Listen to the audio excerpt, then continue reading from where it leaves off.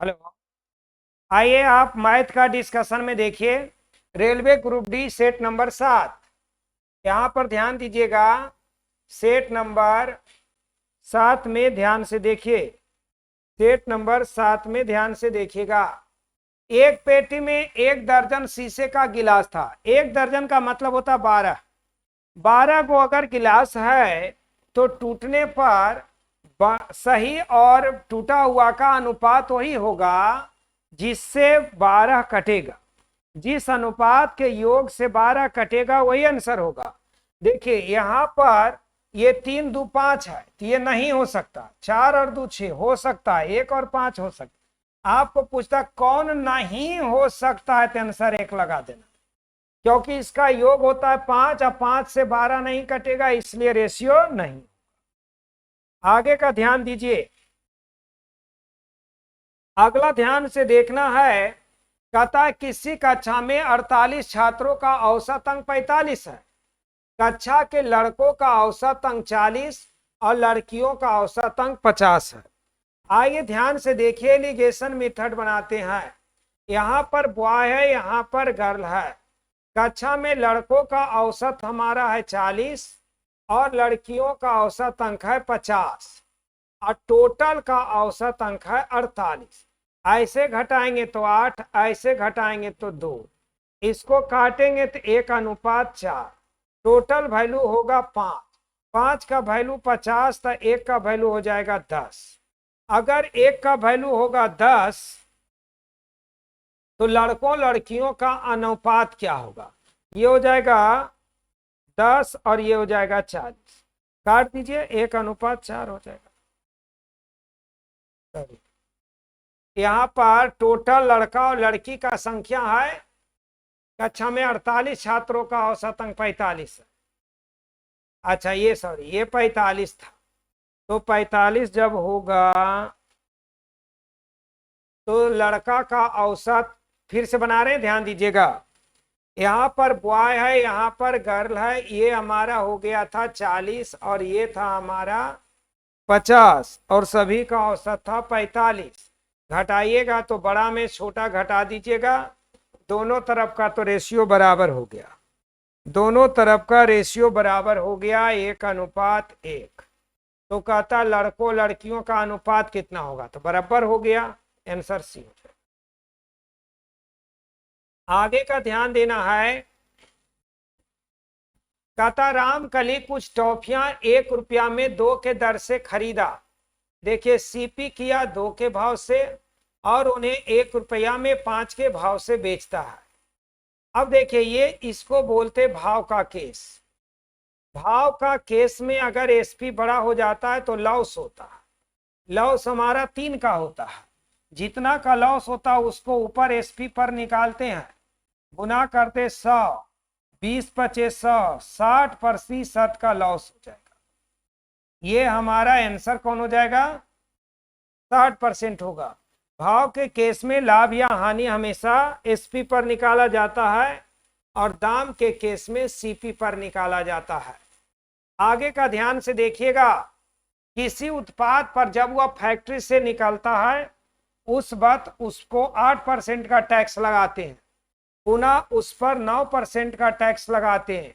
एक वस्तु पर जब 2 बार टैक्स लगता है तो 8 × 9/100 करते हैं। 9 8 17 प्लस 72/100 अर्थात 17.72 आंसर हो जाएगा। आपका आंसर होगा 17.72%। आगे का ध्यान से देखिएगा। सबसे पहले एक रेलगाड़ी दिल्ली से प्रातः 8 बजे सोनीपत के लिए, देखो ये सवाल बड़ा मजेदार है। दिल्ली से सोनीपत के लिए 8 बजे चलती है और यहाँ पर 11 बजे पहुंचती है। यहाँ से यहाँ जाने में कितना समय लगा? 3 घंटा। और जबकि दूसरी रेलगाड़ी 8 बजे चलकर अब यहाँ पर 8 बजे से चलकर ये भी 11 बजे ही यहाँ पर पहुंचती है। इसको भी लगता है 3 घंटा। अब देखो 3 और 3 का एलसीएम निकालोगे तो आपका 3 ही होगा और ये हमारा हो जाता है डिस्टेंस। अब ये ध्यान देना है कि यहाँ पर डिस्टेंस हमारा हो गया कितना? 3। अब यहां पर ध्यान देना है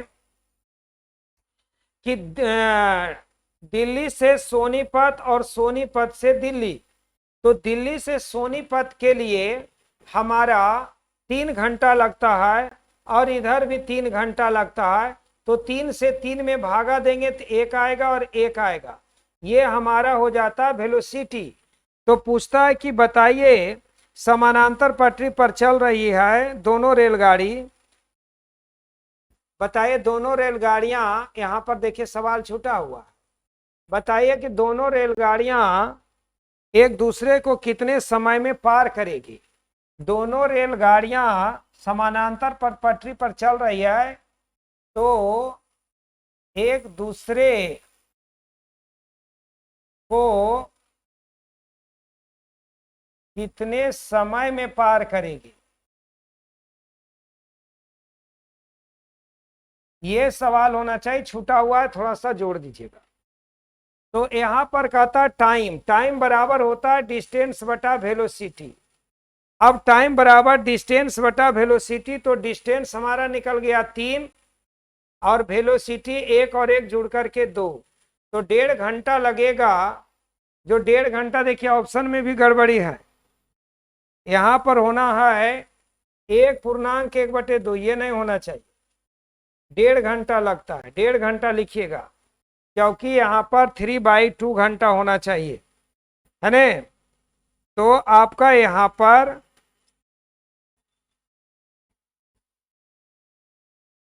अब आपको इसमें से पूछता है कि दोनों एक दूसरे को कितने समय में पार करेगी, है ना।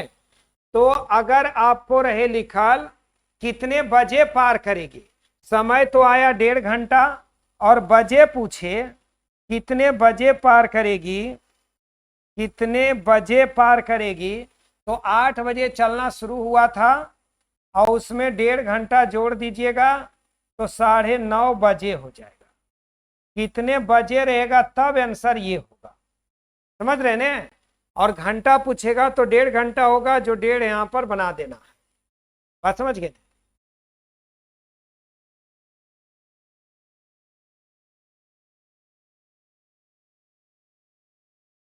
ए की कार क्षमता बी के कार क्षमता से 25% अधिक है। देखिए ए की कार क्षमता बी से 50% अधिक का मतलब होता है 1.5 गुना, यानी इसका इफिशियंसी 2 रहेगा तो ए का इफिशियंसी 3 होगा। ए अकेले कार्य को 25 दिन लगाता है, तो बी बताइए दोनों मिलकर इस कार्य का 75% भाग कितना में करेगा। तो देखिए 3 इफिशियंसी वाले को 25 दिन और दोनों जब मिलेगा तो इफिशियंसी होगा 5, तो 5 से भागा पड़ेगा और 75% काम का मतलब होता है 3/4। अब यहां पर ध्यान देना है, ऐसे काटिएगा 5 बार में, 5 तिया 15 तिया 45 बटा होगा 4, 11 चौका 44, 11.1/4, ये आंसर हो जाएगा, 11.1/4 दिन आंसर हो जाएगा। आगे का ध्यान देना है,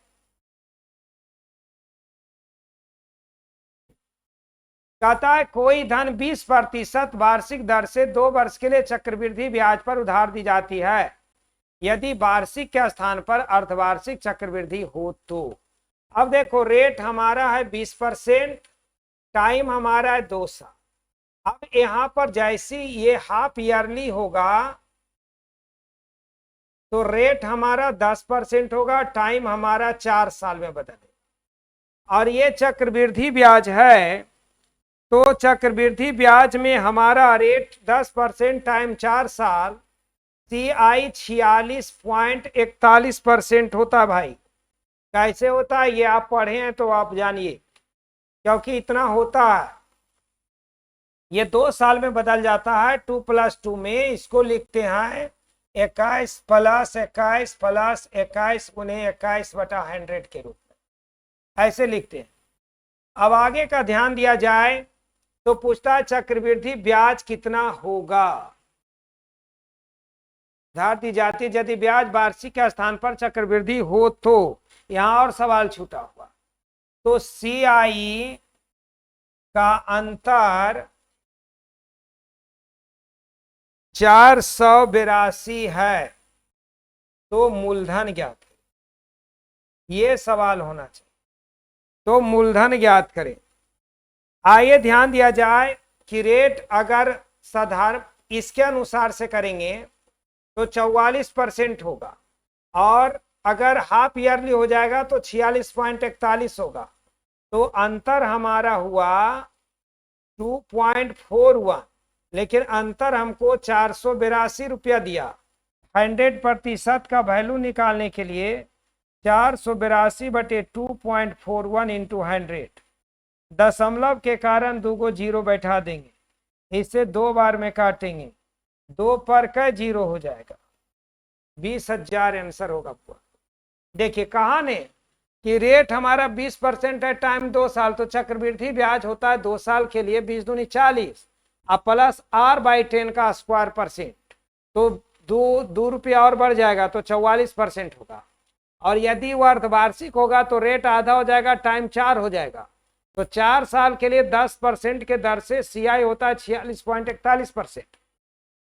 इसका और इसका अंतर होता है 2.41, लेकिन अंतर है 482, तो 100% का वैल्यू हो जाएगा हमारा मूलधन 20,000।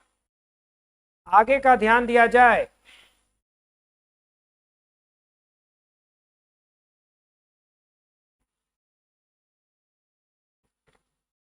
अगला जो सवाल है उस पर ध्यान दीजिएगा।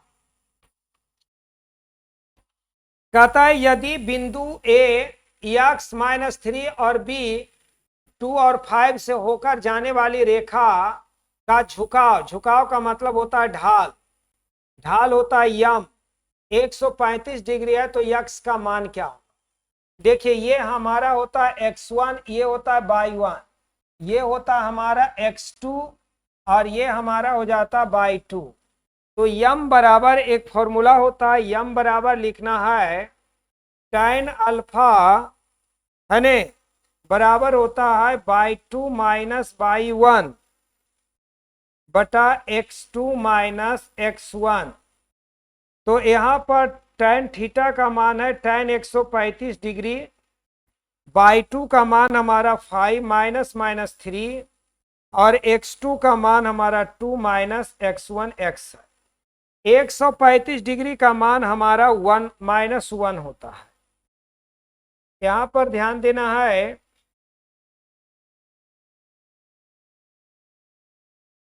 यहां पर ये 135 डिग्री का मान -1 होता है, इसको -1 समझिएगा।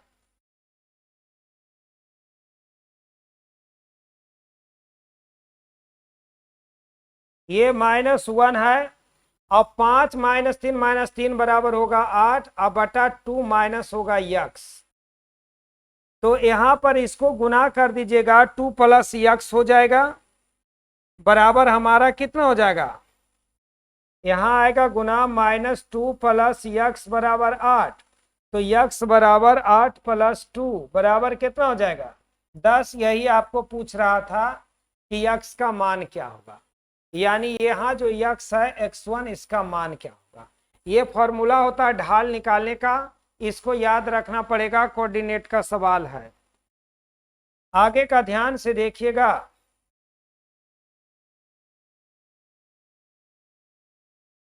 तरनताल जिसकी चौड़ाई 9 मीटर, लंबाई 12 मीटर और गहराई 1 मीटर है, गहरे भाग में 4 मीटर, तो उसका आयतन क्या होगा? आइए ध्यान से देखिएगा। तरनताल का जो आयतन होता, आयतन निकालने का एक फॉर्मूला होता, 1/2 लिखिएगा, गहराई का भाग 1 और वहां दिए हुए है 4, छोटा भाग 1 से 4 के बीच में का 1 + 4 दोनों जोड़िएगा। उसके बाद 9 मीटर और गुने है 12 मीटर, 9 × 12 से गुना कर दीजिएगा, 6 बार में कटेगा, 5 × 9 = 54, से 4 × 5 = 20, 5 × 5 = 25 और 2 = 27, 270 हो जाएगा। 270 मीटर क्यू हो जाएगा।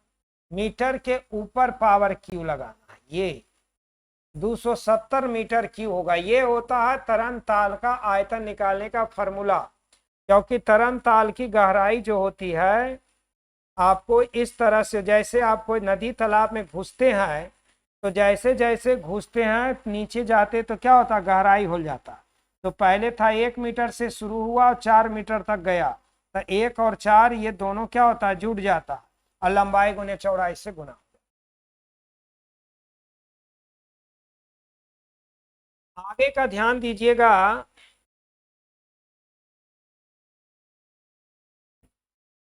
कहता है cosec a plus cot a, तो cosec a plus cot a, cosec a plus cot a का वैल्यू 11/2। हम इसको cosec a minus cot a करेंगे तो वैल्यू उलट जाएगा, 2 बटा कितना हो जाएगा, 11। यहाँ साइन को चेंज कर देंगे, काट देंगे। 2 कॉट ए बराबर हमारा होगा, घटा दीजिएगा तो 2/11 माइनस 11/2, या 11/2 में से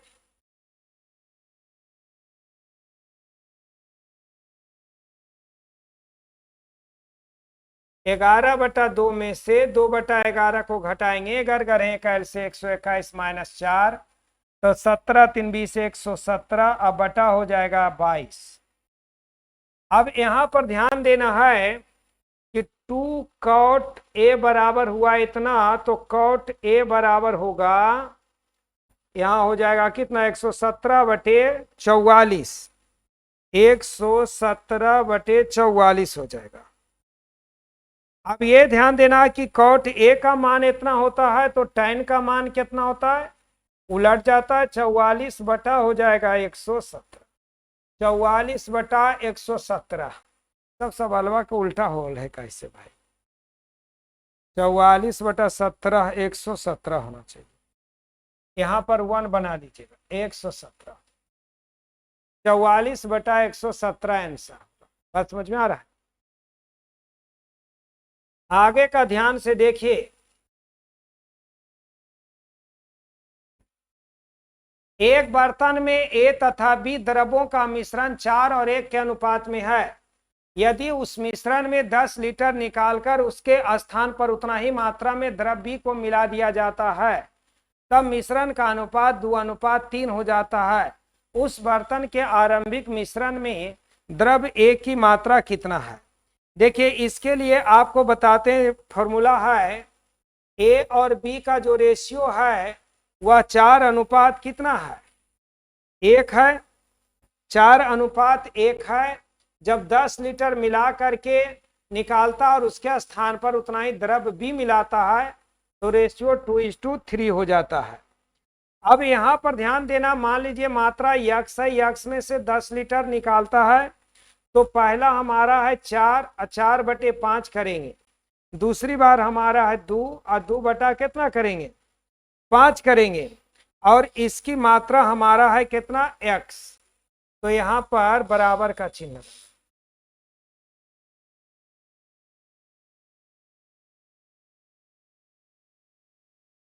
बराबर हो जाएगा x इंटू 2/5। अब बराबर में 5 से 5 तो कट जाएगा, ये हो जाएगा 2x बराबर 4x माइनस 40।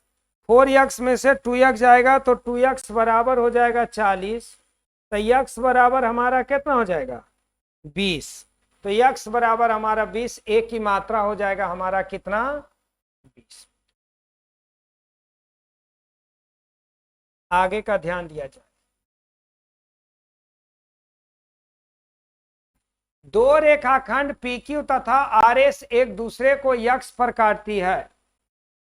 ध्यान दिया जाए, दो रेखाखंड है जो उसको PQ और RS, देखो PQ और RS, ये P और Q है, यहाँ पर R और S, ये यहाँ पर काटती है, x बिंदु पर काटती है कि XP और XR, XP x से P की लंबाई और x से R की लंबाई, ये दोनों क्या है, बराबर है। और PSS एस एक्स ये कोण और R Q X, R Q और एक्स ये कोण और ये कोण भी बराबर है।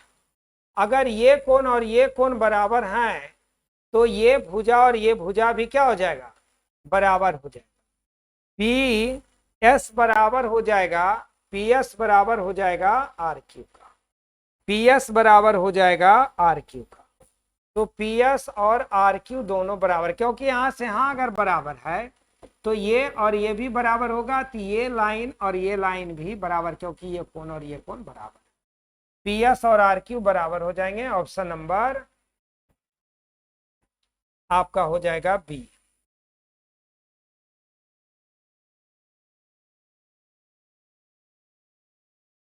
एक मीनार के आधार पर गुजरने वाली सरल रेखा पर ए और बी दूरियां पर स्थित क्रमशः दो बिंदु पी और क्यू से मीनार के शीर्ष का उन्नयन कोण पूरक है, माने दोनों को जोड़ने पर 90 डिग्री। तो मीनार की ऊंचाई ज्ञात करना है, तो मीनार की ऊंचाई ज्ञात करना है। आइए ध्यान से देखिएगा। सबसे पहले यहां पर देखिए,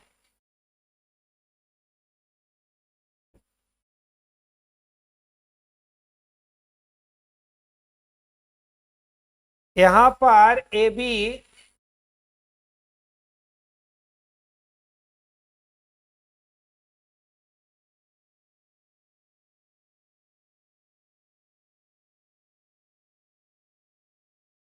एक मीनार है और मीनार से यहां पर जो कोण बनता है,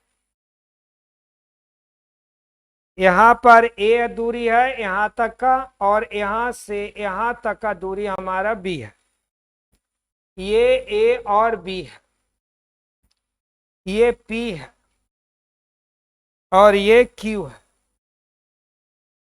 ये कोण हमारा थीटा है, ये कोण 90 माइनस थीटा है। अब ध्यान देना है, tan 90 माइनस थीटा अगर करते हैं ये ए बी बटा हमारा ए हो जाता है, और tan थीटा करते हैं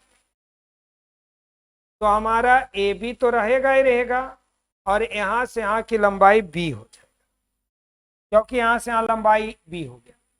अब देखिए tan 90 माइनस थीटा को क्या बोलते हैं, कॉट थीटा, इसको बोलते हैं कॉट थीटा। यहां लिखते हैं cot theta into tan theta बराबर होगा ए बी बटा ए इंटू ए बी बटा बी। अब tan theta into cot theta बराबर 1 होता है, तो ए बी के स्क्वायर बराबर बटा होगा ए बी छोटा वाला, इसीलिए ए बी बराबर होगा रूट अंदर ए बी, यानी ये दोनों की लंबाई कहाँ आ जाएगी, रूट, उसका ऊंचाई हो जाएगा रूट अंदर ए बी। आगे का ध्यान से देखिएगा।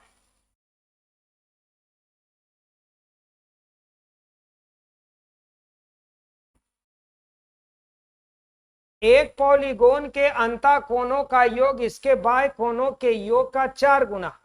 पॉलीगोन की भुजा की संख्या क्या होगी। अब आपको सबसे पहले जानना होगा कि अंतः कोण का मान क्या होता है। अंतः कोण होता है 2n माइनस 4 इंटू 90 डिग्री। अब बाय कोण हमेशा 360 डिग्री, और बाय कोण से ये 4 गुना है। अगर इसमें 4 से गुना कर देंगे दोनों बराबर होगा, यहां से यहां काट देंगे 9 चौक 36 4 बार, 2n माइनस 4 बराबर 16, 2n बराबर 16 प्लस 4 20, n बराबर 20/2 बराबर कितना 10, यानी कितनी भुजा वाला पॉलीगोन था, तो 10 भुजा वाला था। आगे का ध्यान देना है।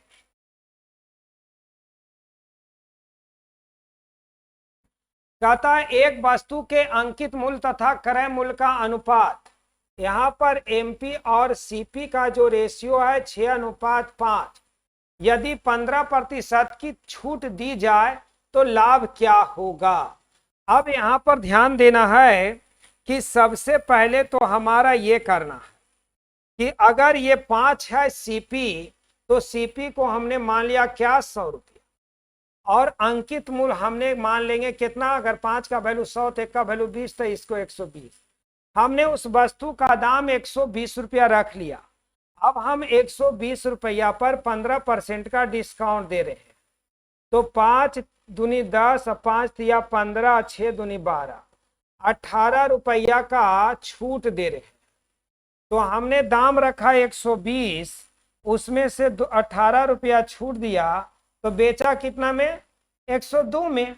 हम खरीदा था कितना में, 100 में, बेचा कितना में, 102 में। तो हमें प्रॉफिट कितना का हुआ, 2% का। 2 रुपया का मतलब 100 में 2%। समझ में आ गया। आगे का ध्यान दिया जाए, ये तो आपको अपने बनाने लायक है, ये भी आपको जोड़ घटा हुआ है, बना लीजिएगा, या बता देते हैं जरा बार बार। देखिए 20 और 10 30, 30 20 50 में से 15 घटा दीजिएगा तो कितना हो जाएगा, 35। और 3 और 2 5, 5/6 में से 1/6 घटा दीजिएगा, 4/6 काट दीजिएगा, 2/3, 35.2/3 आंसर हो जाएगा। ये आपका आंसर हो जाएगा। आगे का ध्यान दिया जाए,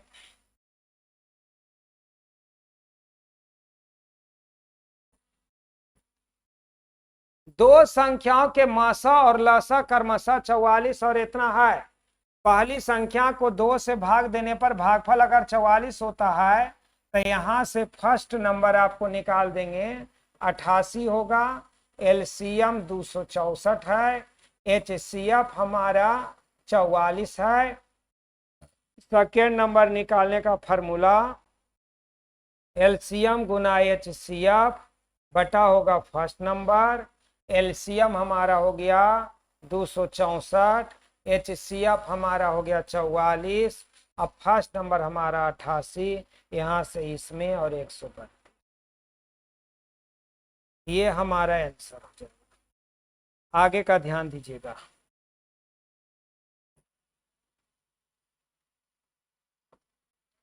कहता है कि देखिए यहां पर रूट अंदर 4 के पावर n बराबर 1024, तो यहाँ रूट हटाएंगे तो 4 के पावर n/2 होगा बराबर 1024।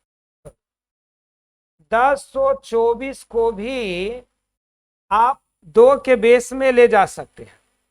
1024 को भी 2 के बेस में ले जा सकते हैं। तो यहां पर लिखेंगे 4 को 2 के पावर 2 इंटू n/2 बराबर 2 के पावर 10, 1024। ये 2 से 2 कट जाएगा, बराबर में बेस से बेस कट जाएगा, डायरेक्ट n बराबर 10। हमारा आंसर क्या हो जाएगा, 10। 2 के पावर 10 का मतलब होता है 1024। आगे का ध्यान देना है, कहता है कि 5 4 इतना में स्टार के स्थान पर कौन सा अंक आएगा जो कि प्राप्त संख्या 8 से। देखिए 8 से कटने का नियम होता है, इसके 3 अंक 8 से कटना चाहिए। तो यहाँ पर 8 चौक 32, यहाँ देखो अगर ये स्टार के स्थान पर 3 रख देते हैं, तब ये देखिए 8 से कट जाता है। 8 चौक 32, 1 छो 8 दूनी 16, ये कट जाएगा। हमारा यहाँ पर क्या रखना है, बी नंबर। आगे का ध्यान देना है,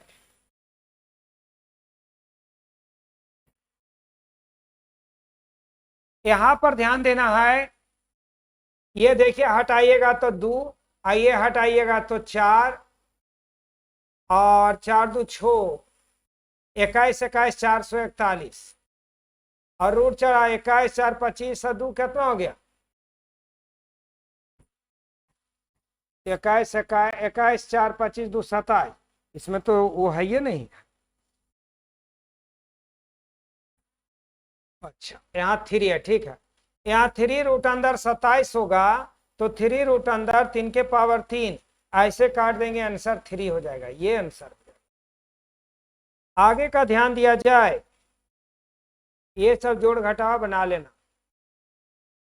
इसको बता देते हैं। यहां पर ध्यान देना है, कहता है आपका एफसीडी इसका मान निकालना। सबसे पहले देखो ये जो कोण है ना, यहाँ और यहाँ मिला के 180, तो ये 78, 28 है तो 72, 88, 180 होने के लिए 62 होगा। 28 2 52 डिग्री, यहाँ पर ये 52 होगा 52, यहाँ पर ये 52 होगा। देखिए ये 52 डिग्री होगा। कहिए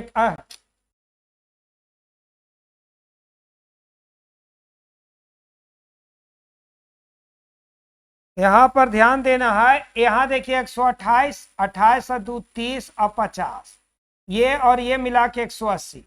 अब 144 में 52 घटा दीजिएगा, 4 में से 2 गया तो यहाँ हो जाएगा 2, और यहाँ हो गया आपका 14 9 92 डिग्री, तो यहाँ हो गया 92 डिग्री, 92 डिग्री। तो नीचे कितना हो जाएगा, यहाँ पर 92 डिग्री हो गया, तो यहाँ पर 92 डिग्री दीजिएगा, तो 180 में 78 डिग्री, 88, 88 डिग्री यहाँ, 88 और 2 90, 90 180, तो यहाँ पर 88 डिग्री हो जाएगा।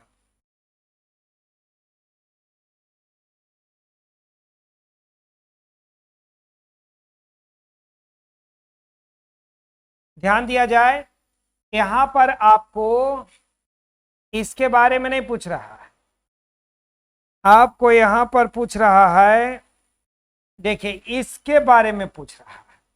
तो ये कोण और ये कोण हमारा क्या होगा, दोनों बराबर होगा, क्योंकि स्ट्रेट लाइन पर दोनों रेखा हमारा क्या है, समान है। तो ये कोण और नीचे का कोण, अगर ऊपर 52 था तो इधर 92, तो नीचे भी हमारा क्या हो जाएगा 92, यानी FCD हमारा 92 डिग्री। ये हमारा आंसर हो जाएगा, क्योंकि एक तिर्यक रेखा पर दो रेखा कोण है, तो ये कोण और ये कोण बराबर हो जाते हैं समानांतर में। आगे का ध्यान दिया जाए,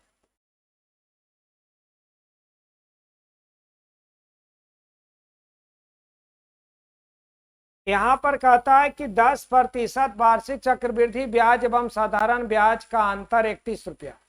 देखिए रेट हमारा होगा 10%, रेट हमारा हो जाएगा 10% और टाइम हो जाएगा हमारा कितना, साधारण ब्याज की दर से 3 वर्ष।